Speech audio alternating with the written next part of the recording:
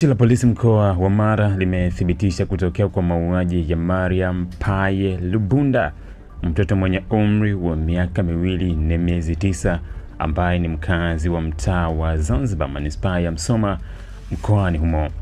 Taarifa iliyotolewa na kamanda wa polisi mkoa wa Mara usiku wa Novemba 24 mwaka 2025 imeeleza kwa tukio hilo limetokea Novemba 22 majira ya saa 10 jioni katika mtaa wa Zanzibar, kata ya Makoko, halmashauri ya manispaa ya Msoma. Mtoto Mariam Lubunda aliyekuwa akiishi na wazazi wake mtaa wa Zanzibar aliuawa kwa kutumbukizwa ndani ya shimo la maji taka lililopo jirani na mtu aliyetambulika William Kanegea Mjita, mkulima na mkazi wa mtaa wa Buhari. Taarifa hiyo imedokeza. Imeelezwa kuwa William Kanegea anadaiwa kuwa na changamoto ya afya ya akili. Alimchukua mtoto Mariam baada